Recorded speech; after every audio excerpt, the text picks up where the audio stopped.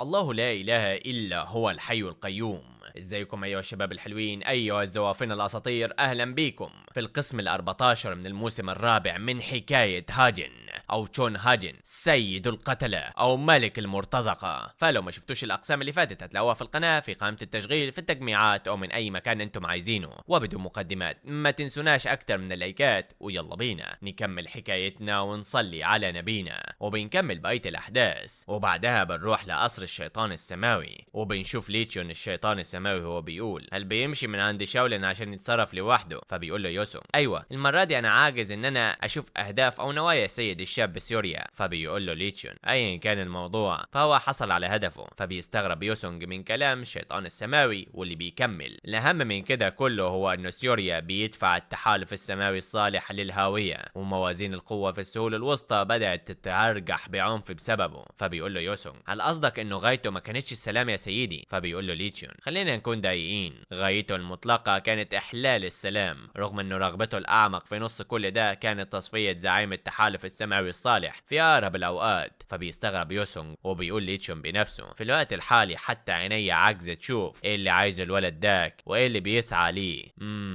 باين انه بيستخدم تقنية سلب الروح. هل دي مرته الاولى؟ لعلها كده، لكن براعته فيها بتفوق التوقعات. هل سبق لي انه جربها في شاولين يا ترى؟ اذا كان الموضوع كده فلا بد انه الهالة البوذية حجبت بصيرتي. ده ما بيسعاش لتحويل حد لدمية، بل غايته استخلاص المعلومات. وهنا بيقول يوسونج على اي حال الرسالة اللي بعتها السيد الشاب ما قالتش عن وجهته بدقة شديدة. فبيقول ليتشون اذا شوف الموضوع. فبيستغرب يوسونج الاستراتيجي العام وبيقول عفوا يا سيدي، هل ما قلتش انت حضرتك ان احنا نكتفي بمراقبة افعال السيد الشاب سيوريا وانه هيظبط اموره هو بنفسه؟ فبيقول له ليتشون قلت كده، اقصد انك تشوف الموضوع بنفسك لو عجبك كده، لكن قرار البحث او كبح جموح فضولك شيء متعلق بيك انت. فبيستغرب يوسونج وبيقول هل مش جاي لك اي فضول يا سيدي؟ فبيقول ليتشون بنفسه بدأ سيوريا البوابة السادسة لهالة الامبراطور الشيطاني المهيمن وقطع حواجز التنوير متدرج في نموه حتى ارتقى لمقام بيخليه مؤهل تماما علشان ياخد منصب الشيطان السماوي. بفضل هالة الامبراطور الشيطاني المهيمن قادر اشوف مجريات افعاله بصورة تقريبية، لكن المخفي هو اعظم.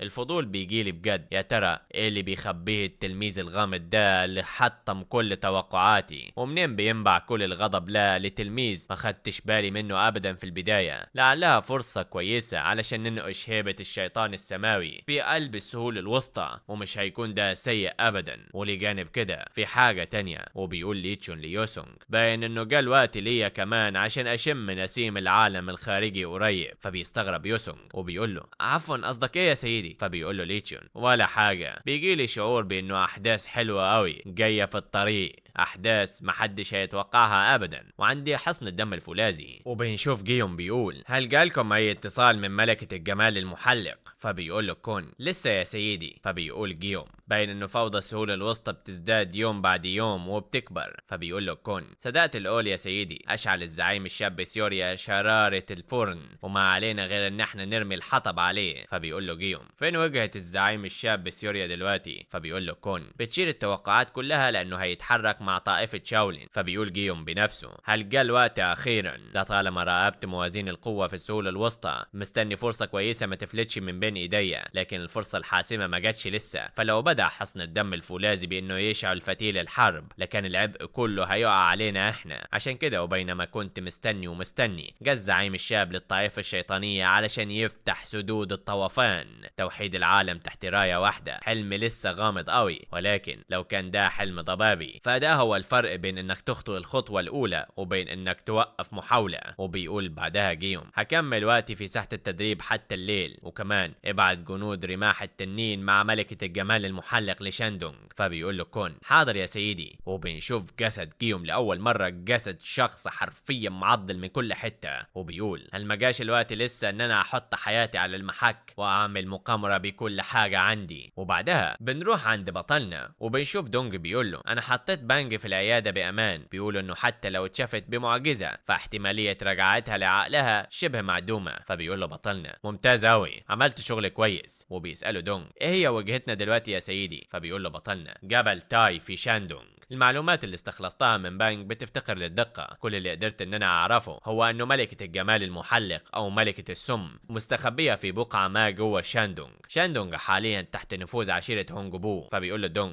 ممكن هم يتخذوا احداث تجمع القمة السماوية للشباب سبب علشان يشنوا هجوم مفاجئ عليك يا سيدي الشاب. فبيقول له بطلنا ما كانتش عشيرة هونج بو يوما ما الا شوية كلاب حراسة تنظف الحاجات اللي بيسيبها زعيم التحالف الوقت داك، والاهم من كده اللي بيصير فضولي بجد هو امتى هيتحرك حصن الدم الفولاذي. فبيقول له دونغ حصن الدم الفولاذي ازاي يعني؟ فبيقول له بطلنا لا شك انهم هيستغلوا الفوضى الكبيرة اللي بتحصل في عالم الموريوم علشان يتحركوا، واغلب الظن انهم هيسعوا لالتهام عشيرة هونج بو في شاندونغ وعشيرة بينج في هوبي، ووقتها هتكون عشيرة هونج بو مشغولة حتى النخاع بصد هجوم حصن الدم الفولاذي ومش هيلاقوا وقت علشان يلتفتوا لينا. وبينما بتتجه انظار حصن الدم الفولاذي على الشمال الشرقي هتنقض قوات الطائفة الشيطانية على مؤخرة جيش حصن الدم. فبيستغرب دونغ وبيكمل بطلنا سيد الحصن حصل على مراده ومن هنا وجاي لازم كل واحد يتدبر امره في ساحة المعركة. وبعدها بنروح لمكان تاني وبنشوفهم قاعدين مخيمين. وبتقول يونا بالمناسبة مش بتظنوا ان احنا متصرفين برياحة اكتر من اللازم؟ فبيقول لها بطلنا وايه المشكلة في كده؟ احنا مش مستعجلين اصلا. فبتقول له يونا لا قصدي يعني ثانية كلامك منطقي لكن في العادة بيجري الشخص علشان يوصل لهدفه وتحديدا كده بشكل سريع يعني. فبيقول لها بطلنا معاكي حق لو كنت عايزة ممكن نسرع يعني قوليلي ما عنديش مانع. فبتقول له يونا لا ما قصدتش كده تماما. فبيقول لها بطلنا كلي اكلك معناها واسكتي يا شقية انتي انجو كهازت كل الاكل ده ولولاكي لما قدرناش ناكله كله. فبتقول له هي انت فاكرني خنزيرة ولا ايه؟ هل مش عارف ان انا بتبع حمية غذائية الايام دي؟ فبيقول لها بطلنا بس بالله عليكي فين بتروح كل حاجة بتبلعيها؟ انا مش بشوفك ابدا وانتي بتتدربي ولا حاجة. واثناء مناقشتهم هما الاتنين بيلاحظ بطلنا حاجة وبيوقف يون عن الكلام وبيقول لنفسه في شخص بيتطارد بلا توقف ابدا من خلال اضطراب طاقة حياته بين انه هو مصاب بجروح كبيرة وطاقته الداخلية المتذبذبة بتطلع منها ريحة هالة حادة ومميتة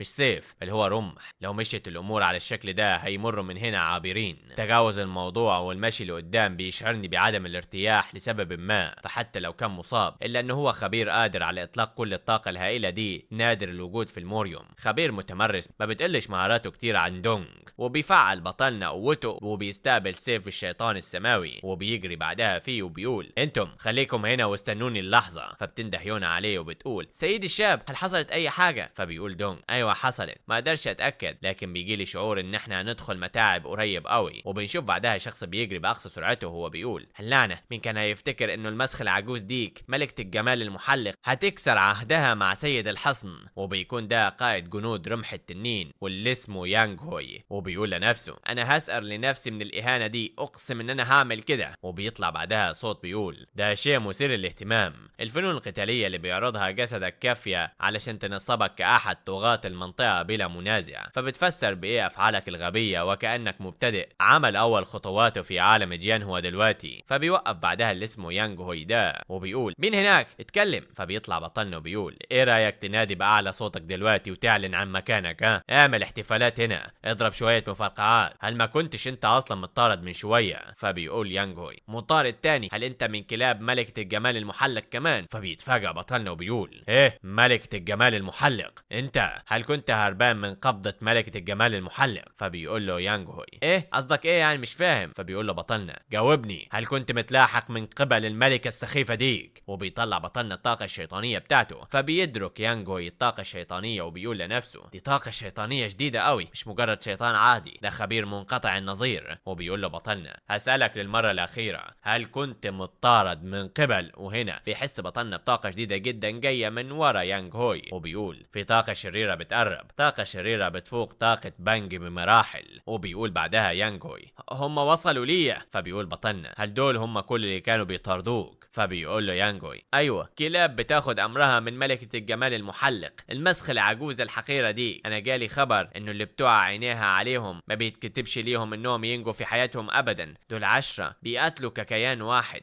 اطياف ملكة الجمال ال10، وبيظهروا 10 توائم كده غريبين. وبيكمل بعدها يانغ هوي. مواجهتهم لوحدهم شيء مقدور عليه، ولكن كل ما زاد عددهم اتضاعفت فنون قوتهم الشريرة اضعاف مضاعفة. حتى السياد الذروة المطلقة وقعوا بموتى بين ايديهم بدون ما يتحركوا. فبتقول واحدة منهم: لقيتك يا فار يا سخيف، ومين اللي جنبيك؟ ممارس شيطاني. ما ضمنتش اوامر السيدة تصفية اتباع الشياطين، ولكن مش لازم نخلي اي شهود ابدا هنا. فبيقول يانغوي: اسمعني، على الرغم من العداء الموجود ما بين حصننا وطائفة الشياطين، الا ان احنا لو كنا عايزين نخرج من هنا عايشين. فبيقول بطلنا: مثير للسخرية بجد، ازاي مشي الحظ بتاعي كده؟ بيقولوا ان الحياة بتولد صدف متتالية غريبة، لكن مين كان هيفتكر ان انا هدوس على ديل العجوزة اللعينة ديك بالسرعة دي؟ فبيقول لهم بطلنا: مش هطول الكلام، ودوني للوكر بتاع سيدتكم وهعفوا عن حياتكم في الوقت الحالي على الاقل. انطقوا دلوقتي حالا، فين موجودة العجوزة المهووسة بالدم ديك؟ فبيقول يانغوي بنفسه: هل الولد ده غبي؟ منين بيجيب كل الثقة دي في مواجهة اطياف ملكة الجمال ال10؟ هم حصدوا ارواح نص رجالتي على ايديهم. فبتقول له واحدة منهم: يا واغد، ازاي تجرؤ تنجس اسم سيدتنا بلسانك القذر؟ مش هتحصل على موتة سهلة ابدا. فبيقول لها بطلنا: نظرا لكونكم مجرد بيادق للعجوز الملعينة ديك، فانا كبحت نفسي في ان انا اقطعكم قطع فورا، ولكن لو كنت مصرين تشبعوا نهمي للدم فما عنديش مشاكل. فبتقول واحدة منهم: شكلوا التشكيلة القتالية حالا. وبيعملوا مصفوفة جثث الملكة الشريرة. ولكن في الثانية دي بيقول بطلنا: لا شك انه العجوز اللعينة ديك طورت اساليبها بشكل كبير طوال السنين دي، صح؟ فبيتفاجئوا كلهم من اللي عملوا بطلنا. وبتكمل: ويستحسن بيها تكون عملت كده، لازم تكون اقوى من اللي كانت عليه من ذاك الزمان، بل واقوى من اللي انا عليه دلوقتي. وبيكون شائع اول واحدة منهم بالنص حرفيا بضربة واحدة بسيفه العملاق. وبيقول: لازم تبلغ القدر ده من القوة على الاقل علشان تستوعب جحيم الغضب اللي انا بين ضلوعي دلوقتي ليها، وانا بعض دراعي يوم بعد يوم علشان ما تقدمش بتهور ليها. وبعدها بنشوف يونا وهي بتكون على وشك انها تتقدم وبتنده على بطلنا، ولكن دونج بيوقفها وبيقول لها: وقفي. فبتقول له يونا: يا حارس دونج، الموجة الصادمة دي مش موجة عادية ابدا. فبيقول لها دونج: اصدر السيد الشاب الامر بان احنا نفضل هنا في حالة تأهب، لا يمكن نتحرك بتهور. فبتقول له يونا: وللسبب ده تحديدا لازم نروح علشان نتفقده حالا. فبيقول لها دونج: مع ذلك لازم نفضل هنا. فبتقول له يونا: بالله عليك ليه انت متحجر العقل كده وعنيد؟ افهمني انا قصدي. فبيقول لها دونج: مين ده اللي متحجر العقل؟ انا بشعر بالاحباط اكتر منك يا انسة. بالنسبة لك السيد الشاب زميل وربما صديق، لكن بالنسبة لي فهو سيدي اللي اقسمت احميه حتى لو كلفني ده حياتي. حتى الان وفي كل لحظة حاسمة كان السيد الشاب بيسيبني وراه. لابد انه شاف انه هو لما يتولى الموضوع بنفسه هيكون افضل بكتير. انا توسلت ليه مرات كتيرة انه ما يعملش كده، ما يسيبنيش وراه، لكن السيد الشاب ما لباش طلبي ابدا. وده بيعني انه دي هي ارادته. راجل بيختار مواجهة الخطر لوحده، سايب وراه حارسه الشخصي. هل فاكرة انه هيفرح هو بيشوف صحابه بيرموا نفسهم في مستنقع الخطر؟ اعرفي ده كويس، لو اتصاب السيد الشاب باي خطر فممكن يكون الموضوع بالنسبة لك مجرد فقدان لصديق، لكن بالنسبة لي انا وانجو فده بيعني فقدان سيدنا اللي بنخدمه، والسيد اللي جاي او الشيطان السماوي اللي جاي لطائفتنا. لو جت اللحظة اللي هو محتاجنا فيها بجد هيلاقي طريقة عشان يتواصل معانا باي شكل من الاشكال. وهنا بتحصل صدمة قوة مرة تانية. فبتقول يونا بنفسها: ارجوك ارجع سالم ايها السيد الشاب. وبنرجع عند بطلنا اللي بيكون حرفيا بيقطع بالبنات ال10 وما بيسيبش غير واحدة منهم. وبتقول هي بنفسها: هو قتل اخوتي ال9 كلهم، ده وحش، شخص قادر على الاقل انه يجاري سيدتي في القتال. وبيقول يانغ هوي: مش معقول الوقت ده مهارته ما بتقلش حتى مهارة والدي اللي يعد احد سادة القتال ال10 العظام وبيتلقب بالرمح الاول تحت السماء. فبيقول بطلنا: انا كنت عايز ان انا اخليكي عايشة وشلت اللي كانت بتمثل قلب التشكيلة القتالية الاول، ولكن انت اللي كان بتأمن طريق الهروب، وبيجي لي فضول شديد عشان اعرف لفين بيؤدي طريق الهروب ده. فبتقول هي بنفسها: ازاي حرف حقيقة ما بتعرفهاش الا سيدتي؟ هل كشف دوري بمجرد ما شاف محاولتنا لتفعيل التشكيلة؟ لازم ما اسمحش للوحش ده انه يوصل لسيدتي ابدا. وبتيجي علشان تعمل البنت حاجة، ولكن بطلنا هاجن بيعرف الموضوع ده وبيستخدم طاقة الشيطان السماوي. وبيقول لها: هل كنت عايزة تخلصي على نفسك بقطع شريان قلبك بطاقتك الداخلية؟ ده ولاء عظيم قوي، سواء كان بالاكراه ولا لا. يبان انه العجوزة جواك محظوظة باتباعها، ولكن هتعترفي في النهاية تماما زي ما عملت بانج. وبيبدأ يعمل التقنية بتاعته عليها، فبتبدأ تصرخ البنت صراخات كبيرة، وبيرميها بعدها جثة كبيرة في السن حتى، وبيقول أنا همدحك شوية، أنا أظهرت ثغرة ورغم كده أنت ما هاجمتش، كان قرار حكيم، لو إنك هاجمتني لما اتكتبش ليك إنك تنجو. فبيسأله يانج هوي مين أنت بالظبط؟ فبيقول له بطلنا أنا هو سيوريا. فبيتفاجأ يانج هوي وبيقول لنفسه يا إلهي، سيوريا، هل الشخص ده هو ياما العاهل الشيطاني؟ هل كان العاهل الشيطاني بالقوة الكبيرة دي كلها؟ وبيقول له بعدها بطلنا هوي انت اسمك يانج هوي صح؟ فبيقول له هو انت ازاي عرفتني؟ فبيقول له بطلنا فتشت في ذكريات الست دي من شوية وعرفت، هل جيت لملكة الجمال المحلق بأمر من سيد حصن الدم الفولاذي؟ بس باين انه ملكة الجمال المحلق طعنت حصن الدم الفولاذي بالظهر صح؟ نزل سلاحك، انا مش عايز ان انا اقتلك. هل بعت رسالة لحصن الدم الفولاذي ولا لسه؟ فبيقول له يانجوي لسه. فبيقول بطلنا بنفسه ما يهمنيش مدى الفوضى اللي بتجتاح مجريات المواضيع دلوقتي، الأهم هو مدى سرعتنا ودقتنا في استيعاب التقلبات دي. وبيقول له بطلنا ابعت رسالتك لحصنك، هحميك حتى تنتهي من انك تبعتها. هل مش عايز انك تسأر كمان لرجالتك؟ انا عارف وجهتنا كويس، ولكن عينين مرشد زار المكان ده قبل كده هتكون ادق بشكل كبير من عينيا، هترافقني من هنا وجاي. وبعدها بنشوف سيدة الجمال جواك وواحدة من التوائم المتبقيين بتقول سيدتي اتحطمت لآلئ الرماد كلها، وباين انه اطياف ملكة الجمال العشرة تبادوا عن بكرة ابيهم. فبتقوم بعدها ملكة الجمال جواك من البركة اللي كانت قاعدة فيها، وبتقول البنت بنفسها السيدة بتستخلص اكسير الجليد الروحاني وبتمتصه، بس احد الفنون الخبيثة المطلقة اللي بتسمح لمستخدميها باختيار وامتصاص الطاقات اللي عايزاها بس ضمن نطاقها، الفن الخبيث المطلق ابتلاع جوهر الارواح. وبتطلع بعدها ملكة الجمال جواك قوة جديدة جدا، فبتتفاجأ البنت اللي عندها وبتقول لنفسها اخيرا اتقنت سيدتي فنون الحاكم الخبيث القتالية بالكامل. وبتقعد البنت وبتقول ببارك ليك الانجاز العظيم ده يا سيدتي. فبتقول لها جواك مش كامل لسه، ما عدتش بس محتاجة لاكسير الجليد الروحاني، بعد دلوقتي امتصاص المزيد منه مش هينفعني ابدا، بيستحق بجد لقب الحاكم الخبيث. وعاء موهبته مختلف كليا، كان بيتفوق عليا بخطوة كبيرة. على اي حال انت بتقولي انه اطياف ملكة الجمال العشرة ماتوا، حلو اوي. فبتقول لها البنت في احتمال كبير انه يكون في حد من جنود رماح التنين نجا ورجع عايش وعمل فخ. فبتقول لها جواك